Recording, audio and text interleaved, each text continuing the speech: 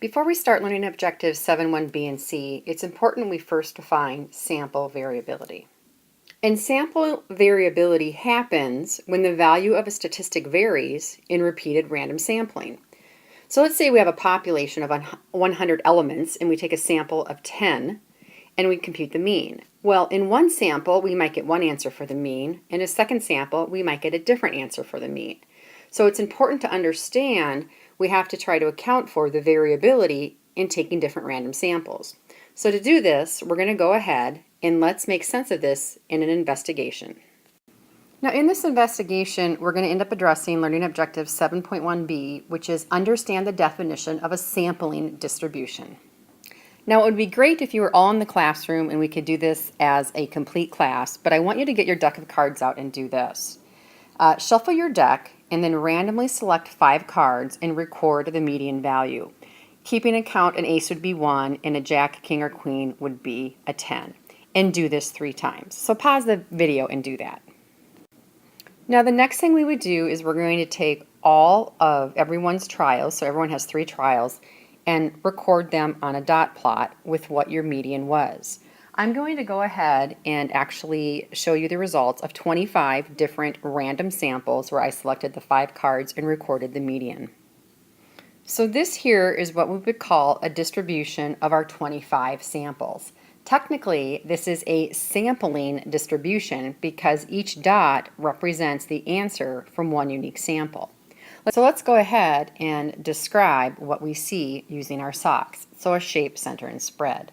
So for the shape here, we could say that it is roughly symmetric, and we're going to see a peak, if we look at it, at about 6. So with a single peak at 6.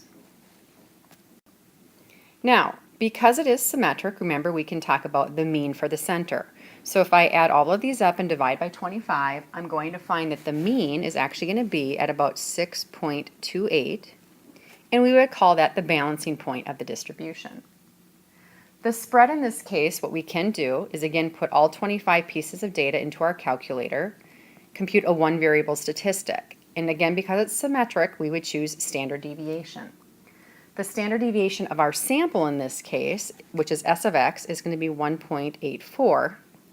And that's going to indicate the value that the sample means are about 1.84 away from the mean on average.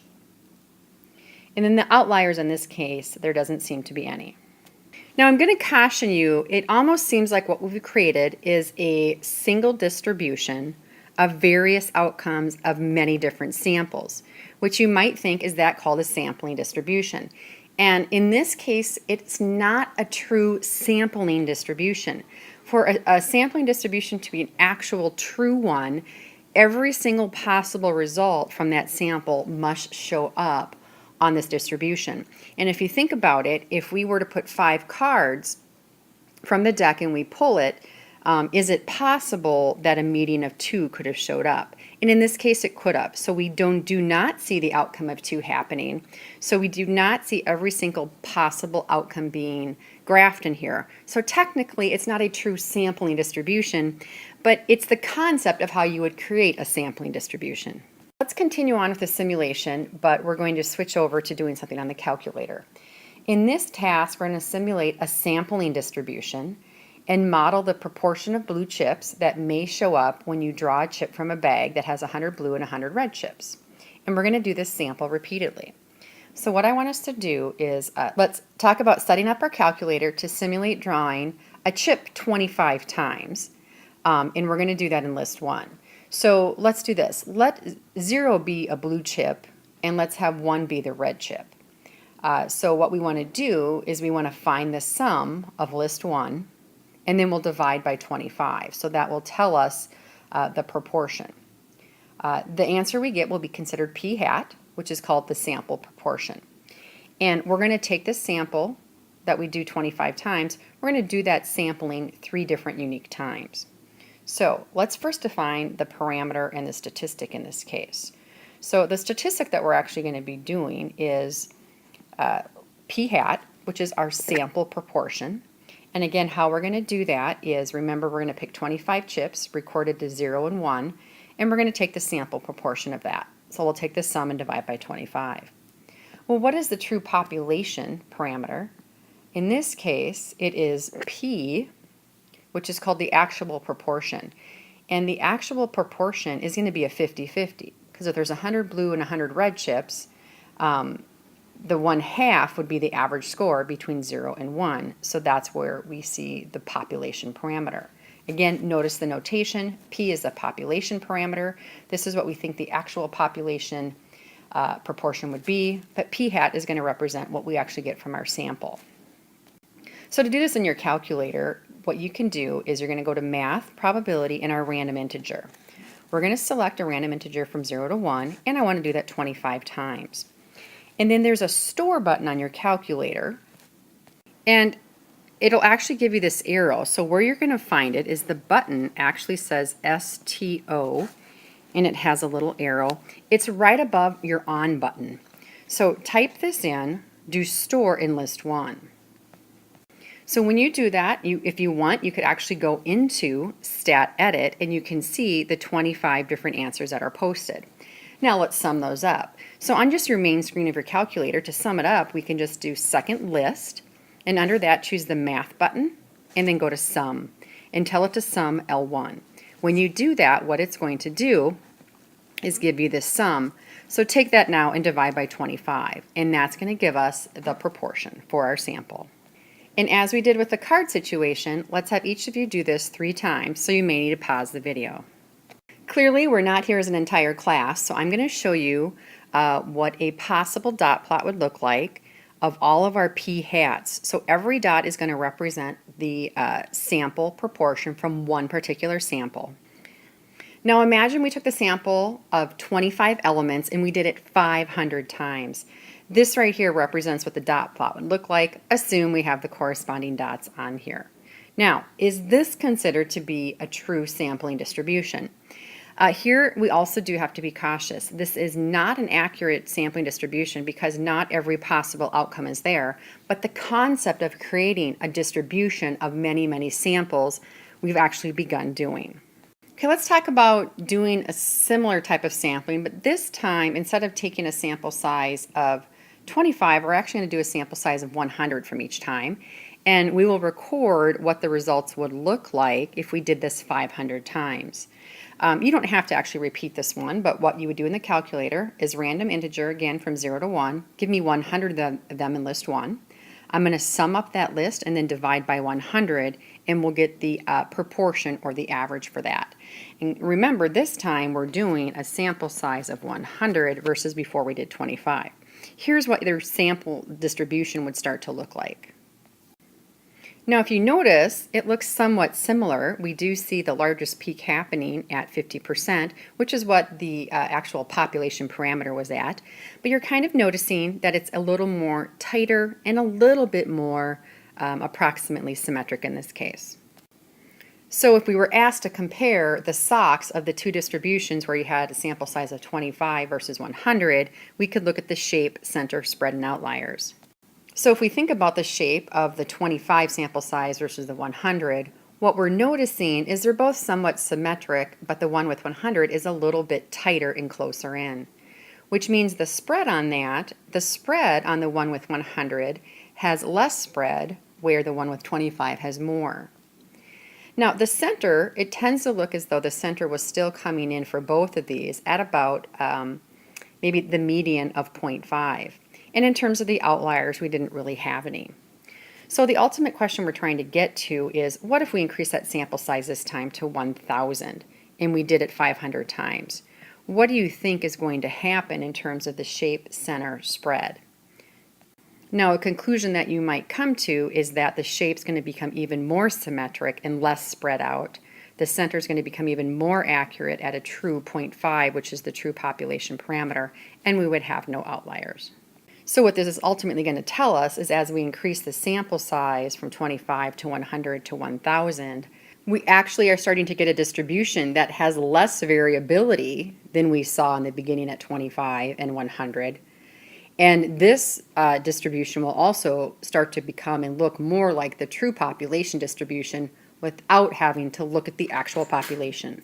So let's define a sampling distribution. What a sampling distribution is you choose to take it of a specific statistic. So we looked at the median before. We might look at the mean. But it's the distribution of values taken by the statistic in all possible samples of the same size from the same population. So it's basically having a dot plot of many, many, many random samples, but every possible sample is there.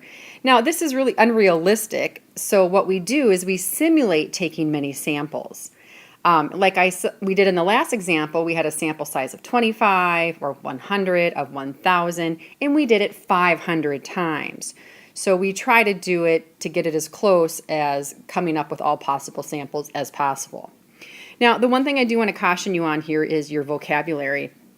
Remember, a sampling distribution is that dot plot of many, many different samples, versus a samples distribution would be when we took the initial sample size of 25.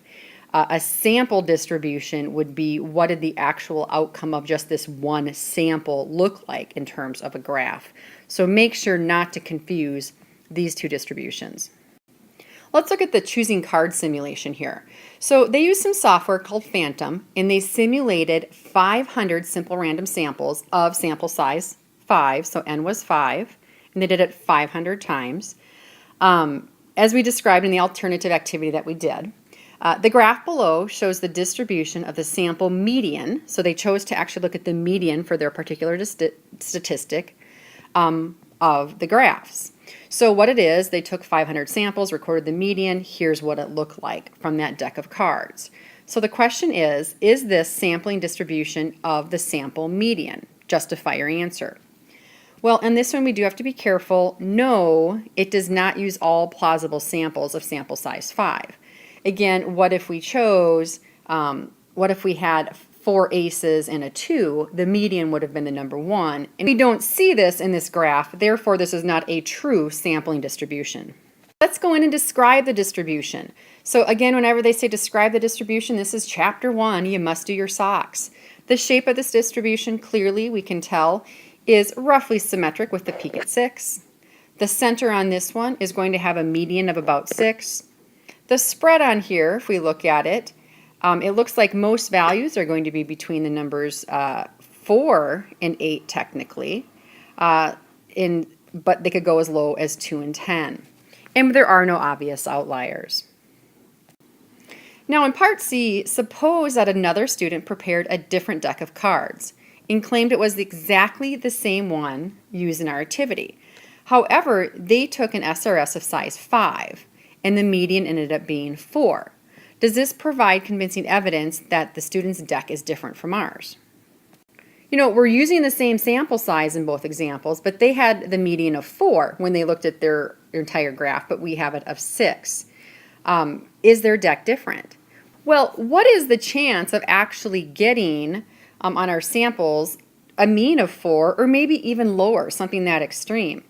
If you take a look at our graph, the chances on here, if this is 500 outcomes, is actually somewhat likely, maybe about a 20 to 30% chance if we were to count all the dots and compute it. So in this case, we should say no. In this special deck that the other person has, getting a sample of 4 or lower does occur fairly often just by chance, which what we saw could happen. So I don't think at this case we necessarily would question that their deck is different from ours. Now in Learning Objective 7.1c, we're going to clearly distinguish between the population distribution, a sampling distribution, and just the distribution of a sample.